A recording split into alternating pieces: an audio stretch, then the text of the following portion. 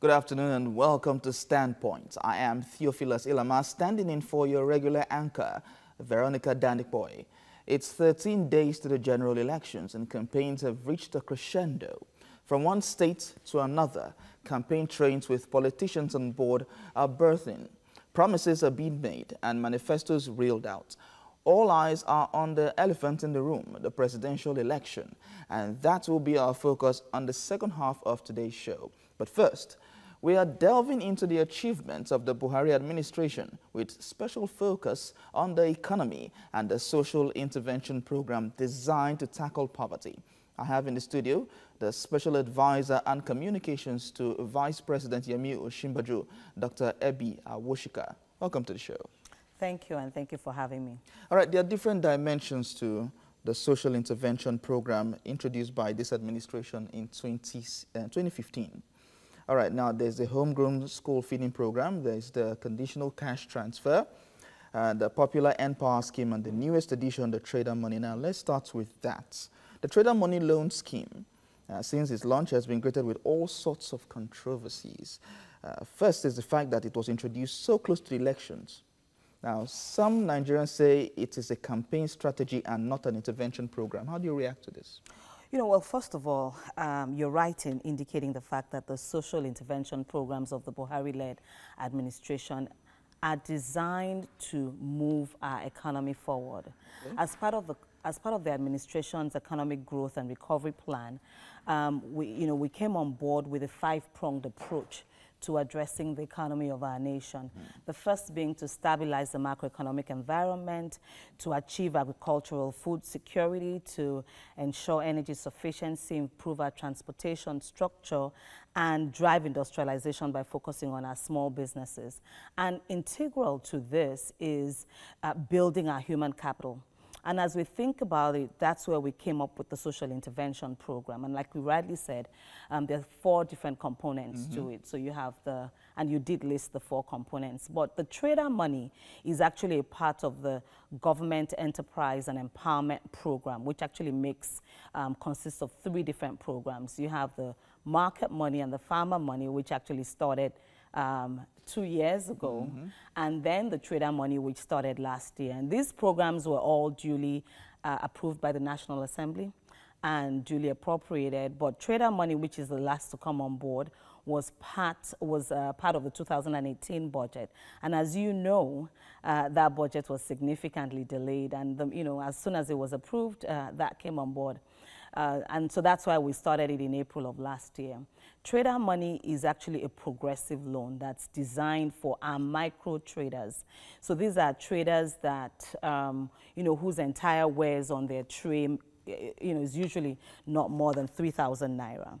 And these are traders that nobody else will help. These are traders that are not able to afford collateral, and so they cannot get loans from the banks, and, the only option available to them are the loan sharks in the market. And those loan sharks present such high interest rates that it just makes it cost prohibitive for the trader.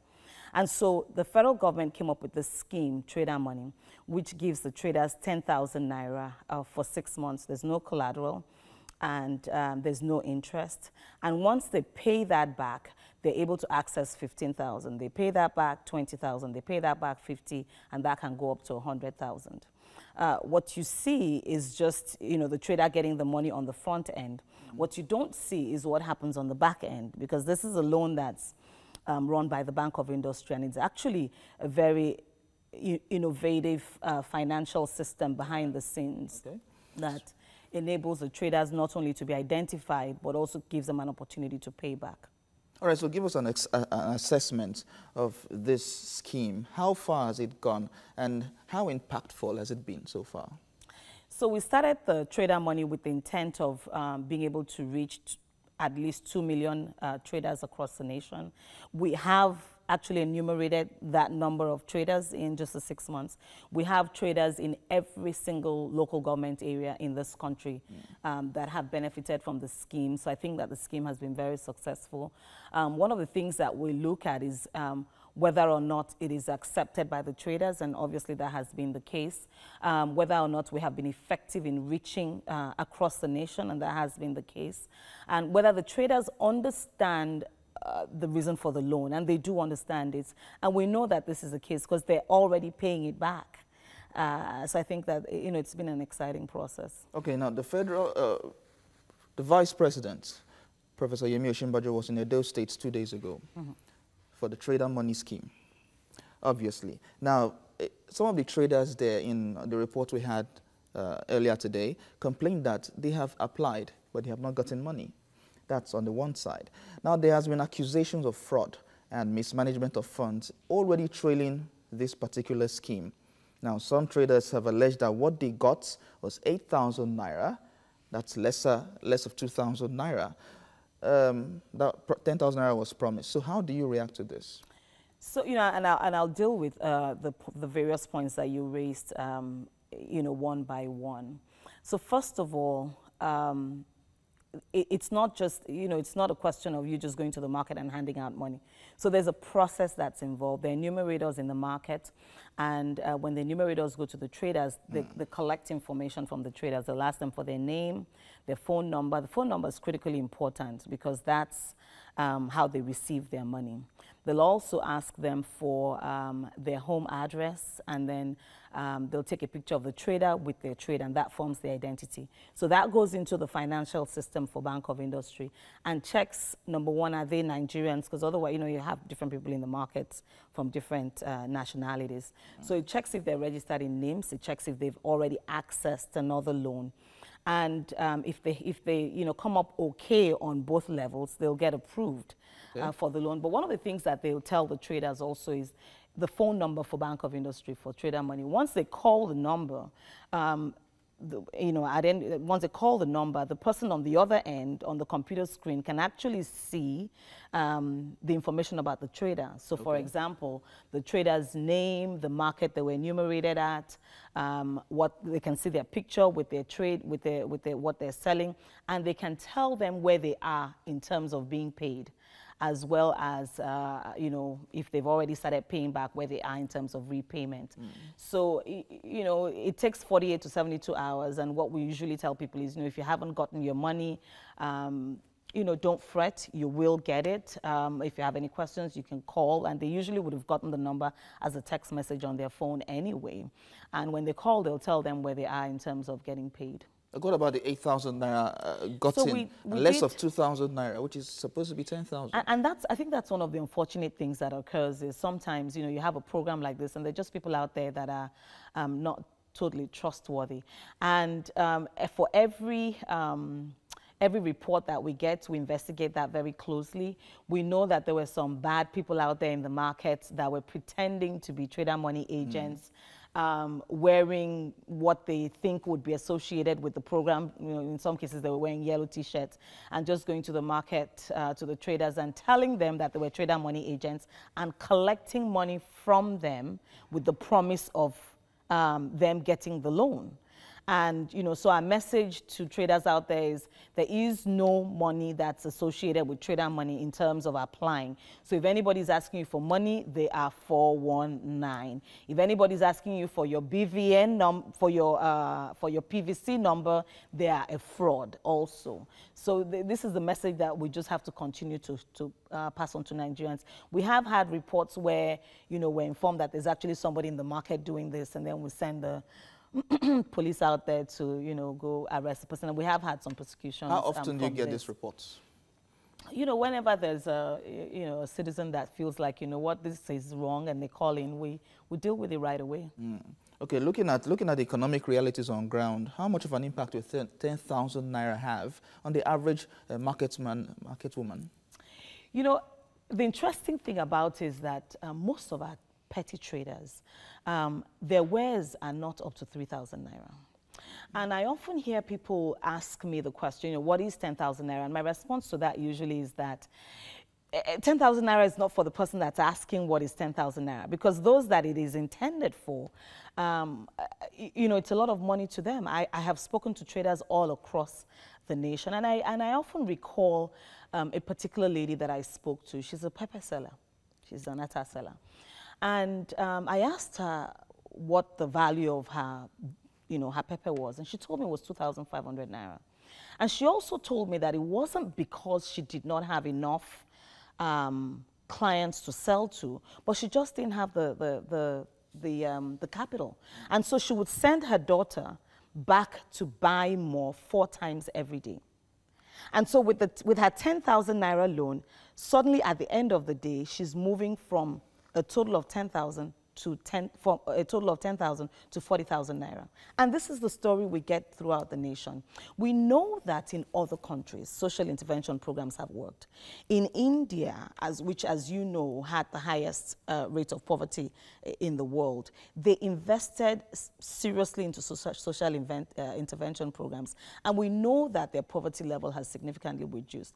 And that's one of the reasons why this administration is committed to investing significantly in social intervention programs. Trader Money is just one of the programs. As you know, we have the National Homegrown School Feeding Program, which creates a huge value system, because it's not just about feeding the children, it's also about the farmers, it's about the cooks that are, part of this program. It's about the transporters, all the people that are benefiting from the program. Then we have the Conditional Cash Transfer Program, which allows us to give 5,000 naira every month to the poorest of the poorest in our community. And of course, we have the Empower Program, which is an empowerment program for the youth between the ages of 18 and 35, and has 2 arms to it. We have the arms for graduates, and we're employing 500,000 graduates in that program. Okay. And then we have the arm for non-graduates as well. So these programs are designed to invest in the Nigerian, in the common person, particularly because you don't need to know anybody to take advantage of the program. And they're also designed to move us out of this poverty level. And we know that in 2012, when you look at the MBS figures, Nigeria had a poverty level of about 112 million. Now, talking about poverty, yes. Recently, despite Nigeria has been rated the poverty capital of the world. Mm-hmm. Now, you're talking about the trader money, and to an onlooker or to someone who is following this trend, it's all laudable. But yet, we are the poverty capital of the world. How has this been impactful? That's a very interesting description. A few years ago, India had more people that were at that poverty level than we did. And what I was starting to say was in 2012, we actually had 112 million Nigerians that were existing on less than $1 a day. So we're currently at 88 million. So obviously we're doing something right, how do you come by these figures? The MBS, this is in the public domain. Because the same the government agencies will come up and say a lot of people have lost their jobs between 2015 and now. And the NBS is coming to say we have less people below the poverty line. So, I'm sure you do know that that's not really what the data says. What the NBS data showed was that we had increased the number of people that were out of a job. So it's not that they had lost their job, but that we had increased the number of people that are out of a job. And that's because when you look at the data, what has happened is we've increased our denominator. So we've increased the number of people that are eligible to get into the job market, not that we've lost jobs. And, that's not unexpected when you look at a society such as ours. That's a growing population. We have a lot of young people, so we're constantly adding to the number of people that are eligible to get into the job market. So the trader money, you feel, is doing a lot to alleviate the poverty of Nigerians? It certainly is effective as a program, but you have to look at the entire social intervention program, because it's not just about the trader money. People make a lot of noise about the trader money, which is interesting, particularly when people call it vote buying. When you think about the fact that, just a few years ago, we spent about 5 trillion naira bailing out banks that were going under. And when you look at trader money, it's just 20 billion naira that we're spending on 2 million traders. And when we're spending that money on the banks, nobody was making noise and claiming that it was vote buying. But we're spending money on the common man. We're spending money on the Nigerian, the person that nobody else will believe, because they are concerned about the timing at which this program is coming up. So the Trader Money, which is part of the JIP program, started in 2016. This administration came on in 2015. And, you know, market money and farmer money, we just don't hear that much about just because the vice president wasn't as involved in it. Now, Trader Money, like I had mentioned earlier, was duly approved, duly appropriated, but part of the 2018 budget.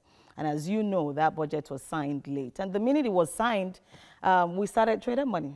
That's why Trader Money started in August of last year, just, you know, the minute the budget was signed. You know, so, and it's been a very popular program among the traders.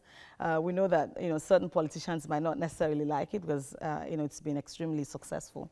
But we think that we're doing the right thing. And, you know, when you think about August of 2018, that's 6 months before elections. I don't believe that Nigerians expect us to have stopped governance 6 months prior to elections. All right, so we're going to move to the N-Power initiative. But before we move to that, how do you keep tabs on debtors to ensure some people do not abscond with funds? You know, I think that's a great question. It's a program that's run by Bank of Industry, and the traders themselves do get reminders. So they get reminders by text message, letting them know that, you know, this is where you are with your loan, this is when your loan is due, this is what you've paid back. So they get these reminders, and so that serves also to keep them on their feet. And the agents in the market, the enumerators, actually also serve dual purposes. So they also remind the traders, and the traders have multiple ways of paying back the money. They can go to the bank to pay back the money, but we also try to make it real easy for them. So they can also pay it back to an agent. So the agent can sell them a scratch card, say like a 400 Naira scratch card. When they scratch that, there's a number that they put into their phone, and that credits them. So, and like I said, they are starting to pay back. So, you know, clearly it is working. Okay, they are starting to pay back, but do you know their house addresses? Do you know where they live, where they work? Of course. Because if I'm to take a loan, I can decide to put a fake address. How do you authenticate that? You know, I think that, first of all, when the trader is in the market, right, they provide the enumerator with their address. The enumerator is not going to their home. They're dealing with them in the marketplace. And so even when the enumerator is reminding them or selling them the scratch card, it's all occurring in the marketplace. I can move from one market to the other. Of course you can. There you are certainly people can. who move. Well, you know, I think that what we should focus on is what advantage that this is to Nigerians. In as much as we're focusing on that, we also have to look at these other issues as well. I don't because think that... I am a taxpayer. Right. And I don't think that we as a nation, if we build out banks belonging to people that have a lot more, for over 5 trillion, you know, our entire budget is 8 trillion naira. 5 trillion naira, and we weren't asking all these questions then.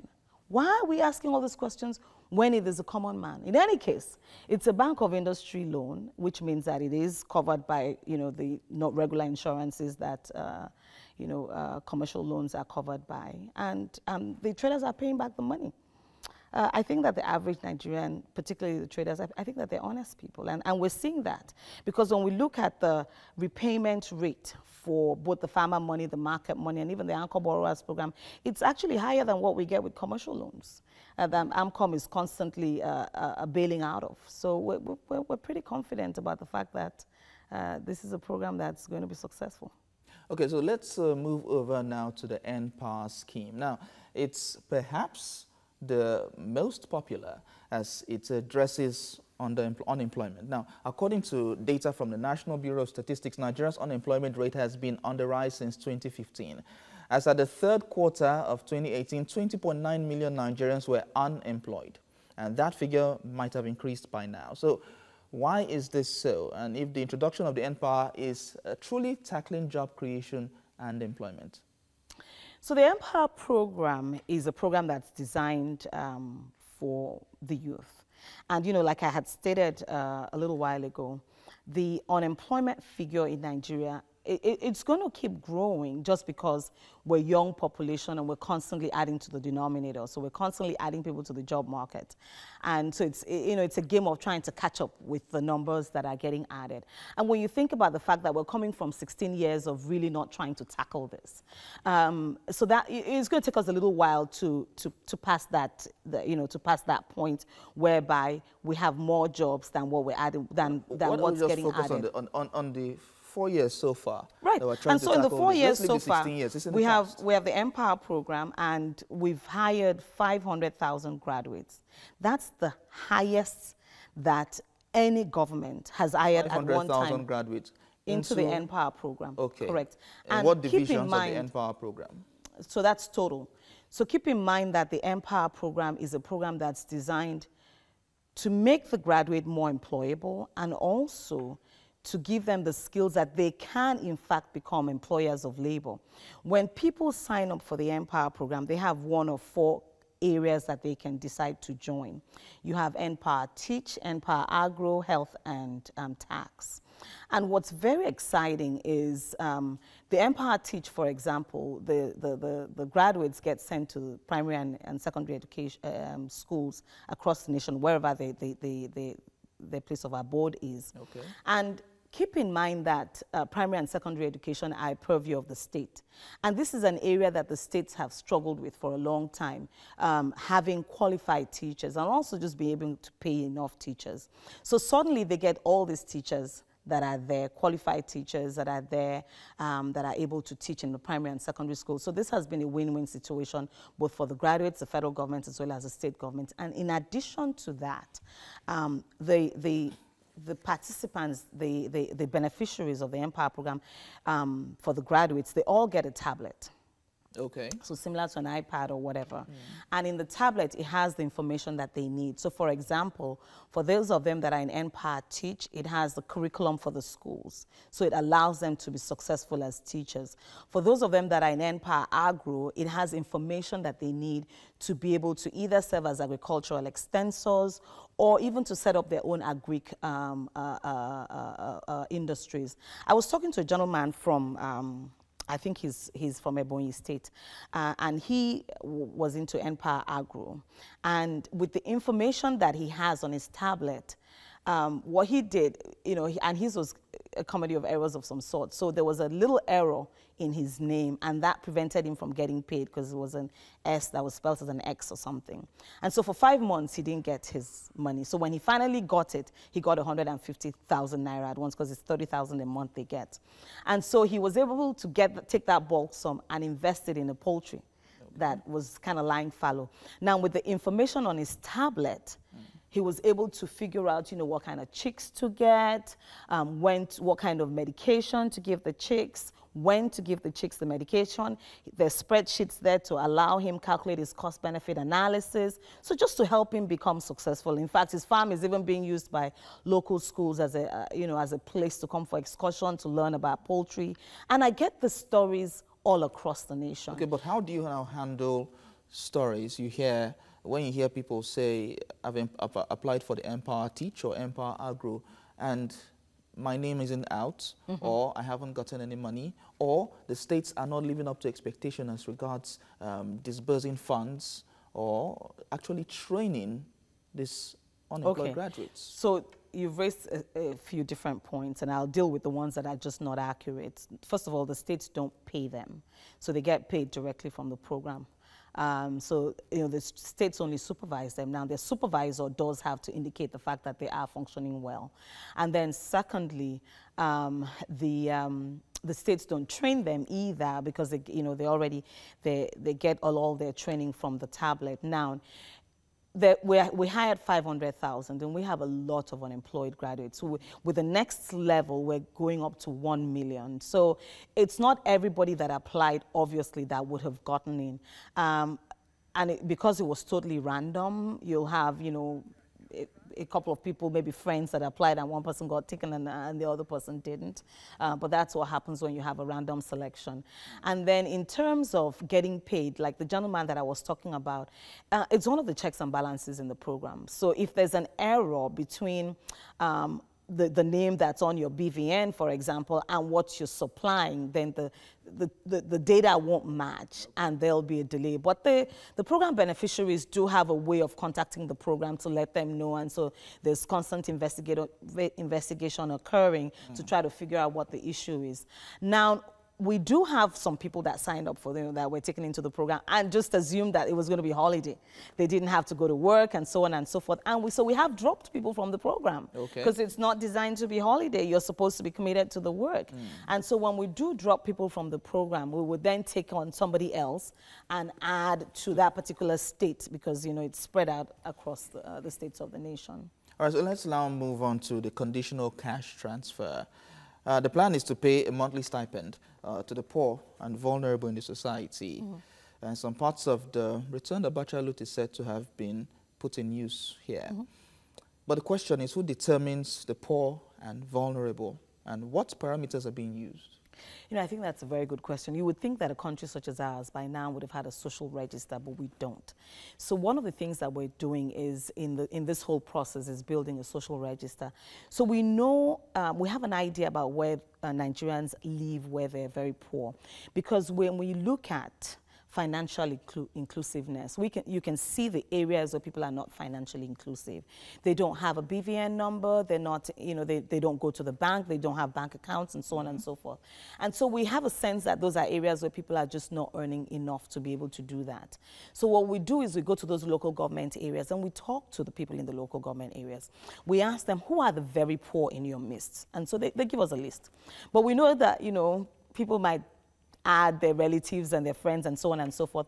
So the team goes and surveys everybody in the local government. And it's a very detailed survey. It seeks for questions such as, how many people live in this household, how many children, what are the age groups, the earning capacity, what is the item of greatest value in this household. In some cases, it's a bicycle.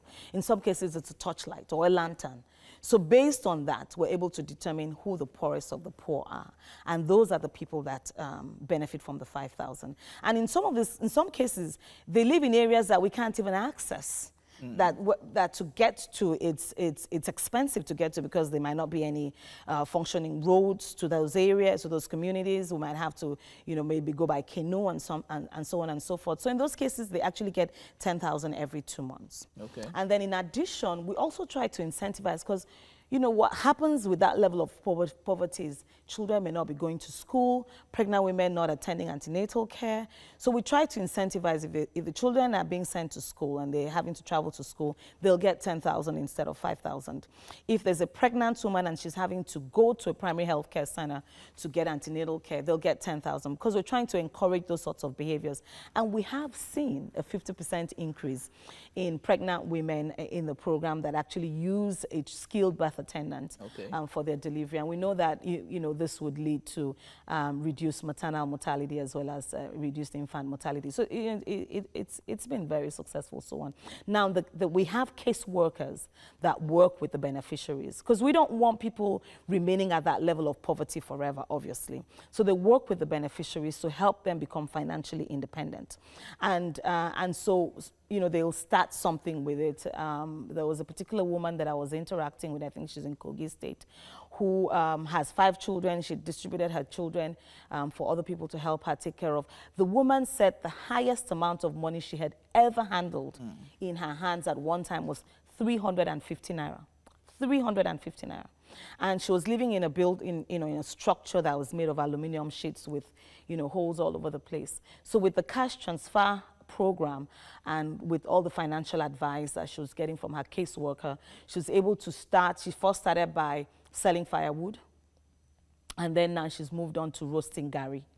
And so with this, she's been able to bring back her children to the house, and she's moved from her zinc roofing sheet structure to a mud hut. So she's moved to another level, and she'll just continue.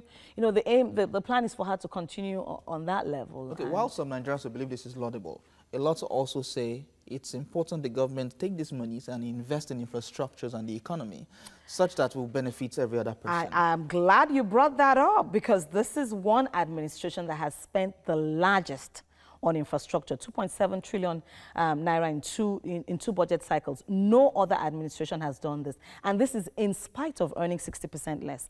Between 2010 and 2014, we earned $382 billion from oil. This is according to OPEC.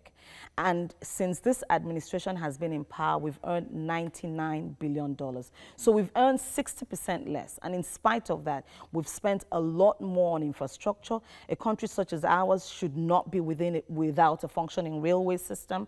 But, you know, can you imagine that for 30 years we have not built a single rail track?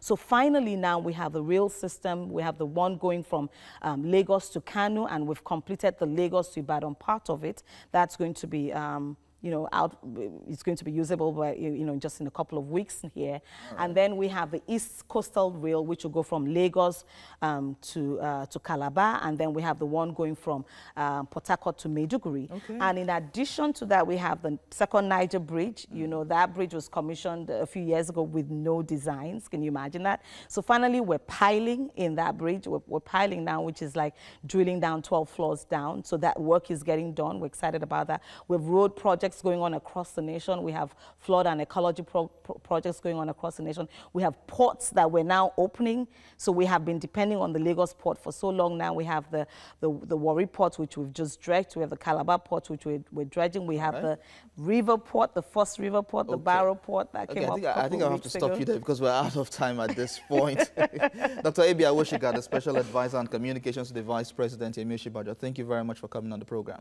Thank you for having me. It was certainly fun talking about the gains of the administration. All right, we'll take a quick break, and when we return, we'll be talking about the 2019 elections. Stay tuned.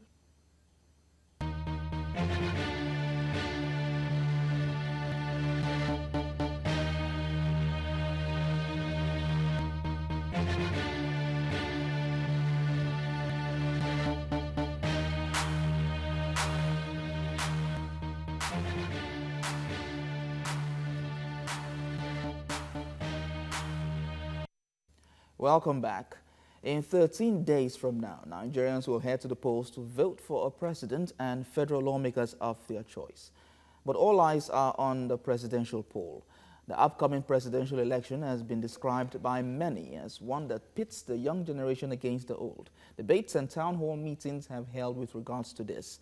More are the works. Nigerians are eager to know what the candidates have to offer. Now I have the presidential candidate of Kowa Party, Shina Fagbenru Bairu. Welcome to the show. Thank you very much. Good morning. Good morning. All right, so before we go into the elections proper, let's talk about the schemes, the initiative that we discussed earlier. What's your take? The NPAR, the social intervention programs by the federal government? The trade money. Yeah. Well, you know, they're all good intentioned. What Nigerians have an issue with is timing, as a number of people have pointed out. And one is also concerned at the administrative operations behind delivering those services. Is it every time that the vice president himself has to go into the marketplace to distribute money? Those are questions that Nigerians need to really interrogate. Okay. I would have thought that strengthening the community banks and the microfinance banks, you know, that's how you strengthen institutions. When you strengthen the microfinance banks and the community banks, then all that administrative cost, because what they're doing now goes at huge administrative cost. You know, so you strengthen the finance banks, you strengthen the community banks, you have a relationship between Bank of Industry that is disbursing this money, and you know, they will give them the necessary guidelines to the community banks, and then the central bank policy itself on community banking and microfinance banking. Another way that the federal government could have better intervened was to develop the local esusu culture, because all this issue is about access to finance. And if you want to do it in a way that is sustainable and that actually speaks to people's needs, rather than the spontaneity of political effervescence, right? Then you do it that way. It is open to abuse. It is open to political suasion. Why don't you have a community banks? Why don't you encourage those people to open bank accounts, have bank accounts, and then those monies will be disbursed through banks. Okay.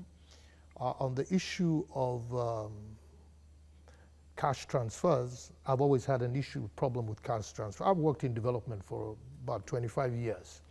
And I know that cash transfers, they have their problems. It's good as an intervention that is a one-off. All right. And for example, you could do cash transfers to those in the IDP camps. It will be most welcome. Some of the cash transfers are given to wives, they end up with husbands. Some of the cash transfers don't even actually get to where they should get to. And this issue of proper records management, it's a huge issue. It's a huge issue. So it's fraught with loopholes. Okay.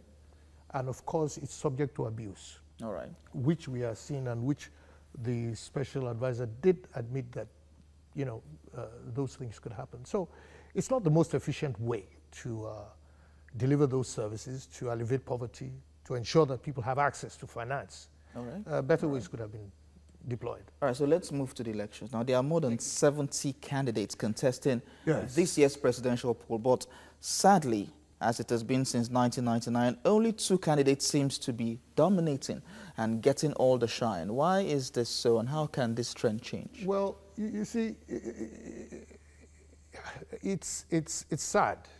And they're getting, take for example, look at the political debates. There were eager candidates ready to debate. But the press and the media kept on running after those who were not ready to debate. So how wouldn't they have equal, how wouldn't they be dominant? You have discussions, right? You see, I've always said it, that the media has a very powerful role to play here. Okay. You focus on who you wish. You amplify those who you wish.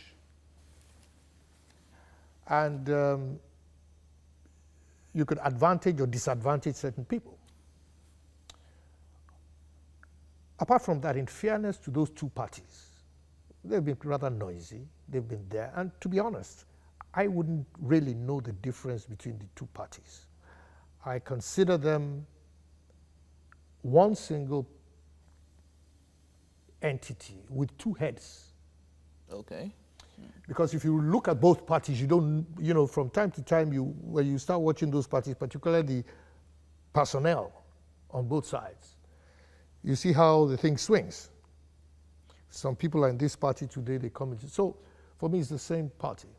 They've been in government, they have access to resources, they have access and they own most of the media. But the Nigerian people are not deaf and dumb, and we are listening. And whether we like it or not, they are not just 2 parties. And you said it, they are 70. Someone can stand in front of your face and you decide not to recognize him. It's not his problem, it's your problem. So the fact that there are only 2 choices is the biggest myth, the biggest bluff, the biggest con in the political space right now, is the biggest fake news, as my friend Kingsley Moghalu will say. There are several other candidates. It is left for Nigerians to interrogate and find out what is best for them. But are these candidates doing anything right or doing anything to ensure that they are in the faces of Nigerians? Well, we can only do as much as we can. Right. That is why I'm saying that Nigerians will have to meet a lot of, you see, everybody has a responsibility. Anybody who is contesting for the presidency of this country, or let me put it this way, it is not everybody that is contesting for the presidency of this country that is just looking for cheap popularity. Nigeria has problems. And you call for people who have solutions.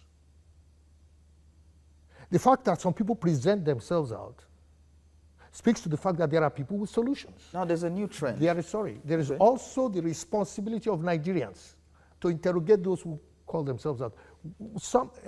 Quite frankly, some people, some of the candidates, may have bright ideas. Yes, yeah. And so you should give them the space. Okay, now there's this trend so far. We've seen younger candidates come up. Now the argument has been, why don't these guys come together, galvanize resources, put their resources together and bring someone? Well, there has been several attempts, and there are ongoing attempts to do that. But the issue is that I think the mistake that has been made is that you want to start by picking someone first. Okay. You don't start by picking a common candidate first. You start by articulating what exactly we have for Nigerians. Then when we are sure of what we have for Nigerians, then we design what is the strategy to win and present this package of good governance to Nigerians. Okay, let's imagine. Then after you do that, then you pick a team. Then after the team leader. You cannot pick a team leader before you pick a team, or you decide what exactly you want to offer. So I think it is the process getting it the wrong way around that has delayed it. But it's not as if people have been proud or have not willing. There are so many efforts. Look at what Obi has done. Okay, so you are contesting for the seat of the president. Absolutely, yes. What would you have done, or what would you do differently if you were elected? First of all, I would run the most inclusive. I have a personal philosophy called dignified inclusion. Nations fail because they are not structured in a manner that they are inclusive. So you run an inclusive government which enriches you with ideas and enables you the capacity to manage Nigeria's diversity. Nigeria has failed in two ways. We've not been able to manage our diversity, and we've not been able to manage our mass. So the first thing is to ensure that you run an inclusive government.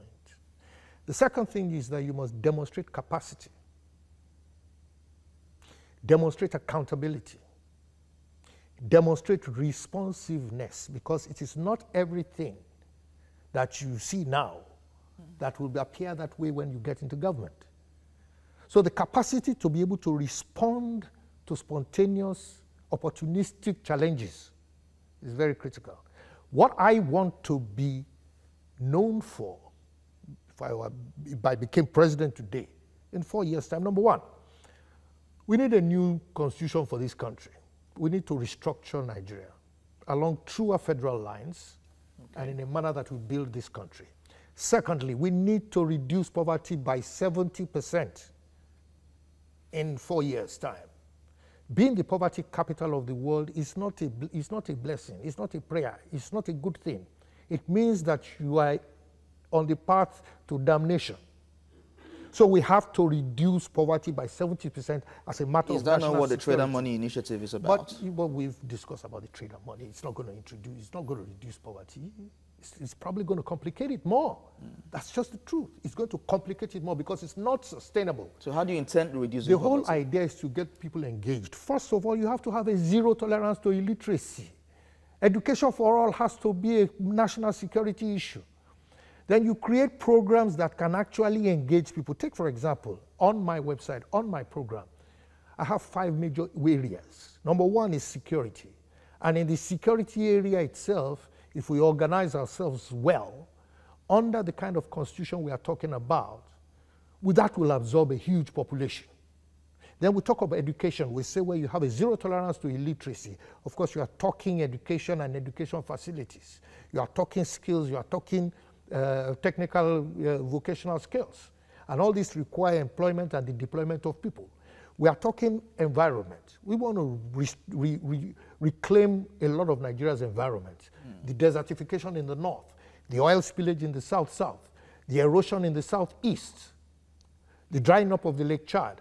Those will require massive projects of public-private partnership facilitated by international community and international development partners in a manner that you can engage and employ thousands and thousands of Nigerians.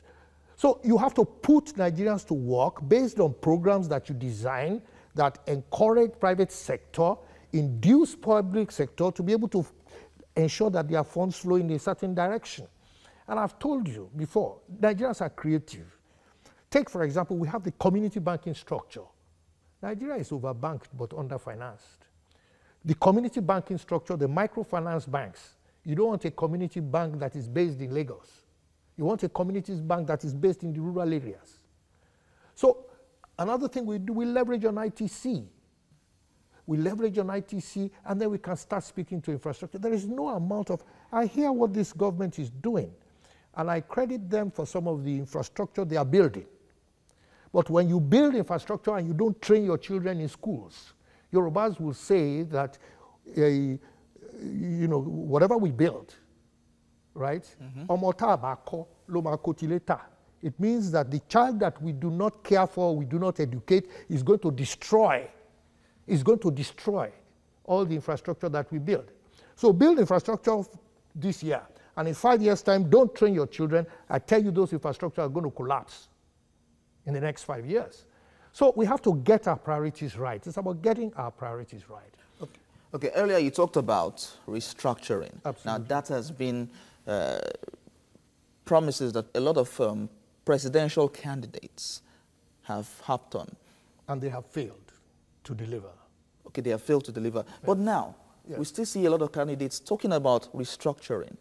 Well, restructuring to an extent is fashionable to some people, but for me, right, I happen to have a background in law and economics and development.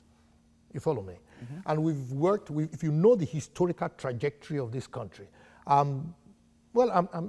people say I'm young, right, but I was born 1 year before the independence of this country, which makes me 60 years old today. Mm. I knew when Nigeria started to crumble, and I knew when we started to lose it. In 1966, when the military came in, we knew the kind of constitution which our fathers decided that they will use to live as Nigeria. It was a federal constitution that allowed space for economies to grow, allowed space for the Nigerians themselves to be creative, allowed space for people to own their own resources. Now, when a unitary constitution came in, because of the military interventions, what we've had so far is just a crystallization of centrist government. Now, when Abdul Salam transited, he did it in a hurry, but he gave us what I call a transitory federal constitution, which neither spoke to our federalism, but was just sufficient for the military to let go. And that is why Obasanjo, during his first term, did a political reform committee. That report came out. The damage in that report was that there was an inclusion of it. There was no term limit for the president. That's what you refer to as third term. Yeah. And that was what frustrated that. But the report is still there, and you don't throw the baby away with the bathwater. Same with the Jonathan's administration. Yes, National Conference report, 2014. That report came out, and it was well attended, well discussed. And most of the issues that were discussed in that report are issues that came to rear us in the face post-2015.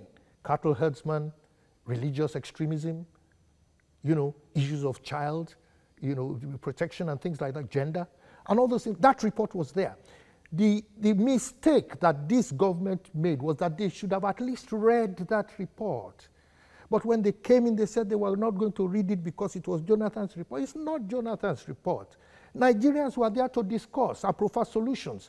So you take, that's the second one. Now, when this particular government, with our push to the wall, as a result of the conflicts between IPOB and the Northern Youths, they too set up a restructuring committee headed by El Rufai, with the Secretary, Senator Adetumbi, and it came out with provisions that were not totally at variance with the previous 3 reports. So what you need to do is to harmonize these 3 reports, ensure that you draw a constitution. A new constitution is just an executive bill. If I was sworn in today, before the time comes, if I get elected today, between the time I get elected and between the time I'm sworn in, we will work out, that's a transitory program. We will work out a constitution that derives from all this documentation, and it will be the first executive bill when we get into power, the first executive bill, a new constitution. And we'll spend the first maybe a year or two, doing the necessary debates. We need 27 states to pass it. And I'm sure that you have 27 states that are thoroughly dissatisfied enough to be able to venture into true federalism. We have in our constitution provisions that says that revenue allocations shall be based on population alone, which means that there is an incentive in the constitution for people to have more children without an incentive for them to take care of those children. Are you wondering why we have a population growth rate of 3.5% and an economic growth rate of less than 1.5? We are doomed to perpetual poverty. Okay, but in real terms, do we need restructuring? Absolutely. What am I saying? Look, number one, your current constitution over-centralizes, you have an exclusive list that is so over-bloated and a concurrent list. It used to be the other way around before 66. That's what a federation is. You cannot call yourself something and be running like, it's like as if you use a certain camera and then you use the camera of another model. You use the manual of the camera of another model to start fixing or managing your camera. All right. What we are saying is that the over-centralization, the over-bloating of what is on the executive list is what is called accumulation of power. They say power corrupts. Absolute power corrupts absolutely. Absolute power has been centralized in the federal government, and that is why you see a tendency to corruption in Nigeria that doesn't want to go away. All right, so the security agencies recently accused some politicians of stockpiling arms for elections. What do you think? I don't know. I'm not stockpiling any arms, and I don't have the evidence of that. But you see, all these accusations always come, and somebody tips off security agencies. The way our security works is that somebody goes to make a claim, right? Some people, before they thoroughly investigate, they run with it because probably they want to seek some kind of attention. And you also have other people who thoroughly investigate it and discover whether it is true or false. So if you know politicians that are stockpiling ammunition, go to their house and arrest them. Or send CID and take photographs. It's not a thing you start fluffing around in the newspapers. All right. And, All right, so for want of time, we'll talk about INEC quickly. INEC. How will you assess INEC's preparedness for this election? I think INEC is doing its best. I think, you see, the elections, its success is not entirely based on INEC alone. INEC is doing its best. We are praying that they should just be free and fair and obey their own rules. We are also praying that the federal government, because the federal government is the paymaster, they still sign the checks. And they say who pays the piper details the tune. But they should realize that the federal government is not APC. The federal government is the federal government of the people of Nigeria. And so they must be able to separate that. Because if they lay a precedence, tomorrow if they are not in power, and the same person does the same thing, it will be a question of you did this for me last time, I did this for you this time. INEC must be independent. The police and security agencies must be independent. The gentleman who chairs INEC is a brilliant, is a gentleman. He's qualified to be on that space, right? And I think we should trust them, right? And on our own part as politicians, we should play our own role too. All right, looking at the people, how will you access their mindset towards this elections coming up? Well, all I would tell the Nigerian people is that when you go and you vote, you are not going to take a bet. You are not betting on this one will win or this one will not win. That is betting. People don't bet on their future. A vote is to invest in what you believe Nigeria should be and the direction that you believe Nigeria should go to. So if you believe that Kowa Party, the party with the cell phone, is the place where common sense and where true love for Nigeria is emanating from, by all means, nobody is going to force anybody to vote left or right. Okay. Thank you very much, Shina Fakbenru, presidential candidate of Kowa Party. 2015, Kowa Party did actually very well. Thank you very much. So thank you very much for coming. We hope to do better this time. All right. Thank you. Thank you very much for coming, and that's our package on today's edition of Standpoint. Thank you so much for watching. Remember, you can watch a repeat of this edition tomorrow at 7 a.m. I am Theophilus Ilama. Enjoy your weekend.